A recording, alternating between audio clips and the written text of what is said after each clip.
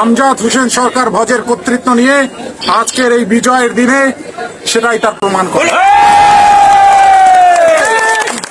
এই বিজয়ের অংশীদার সকল উপজেলাবাসী, আমি সকলকে ধন্যবাদ জানাই যারা এই নির্বাচনে অংশগ্রহণ করেছে, বিশেষ করে আমার সমর্থক গোষ্ঠী এবং যারা আমাকে ভোট প্রদান করেনি তাদেরও আমি প্রতিনিধিত্ব করব ইনশাআল্লাহ। সকলের সঙ্গে আমি সম্মিলিতভাবে শহীদপুরের স্বার্থে সকলকে সঙ্গে নিয়ে আমি শহীদপুরকে প্রতিনিধিত্ব করব।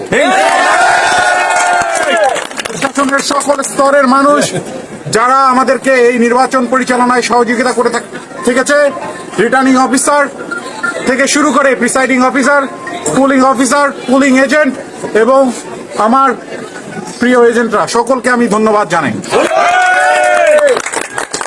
আমরা সকলে শহীদপুরের উন্নয়নের সাথে একসঙ্গে কাজ করব। আর কোনো বিধি নিষেধ লঙ্ঘন হয় এমন কোনো কর্মকাণ্ড আমরা করব না। আপনাদের সকলের মঙ্গল কামনা করি। আপনারা সকলে আমার জন্য দোয়া করবেন যাতে করে আমি আপনাদের পাশে আমার বাবার মতন আস্তে আস্তে দাঁড়াতে পারি। আপনারা ভালো থাকেন, সুস্থ থাকেন। আসসালামু আলাইকুম।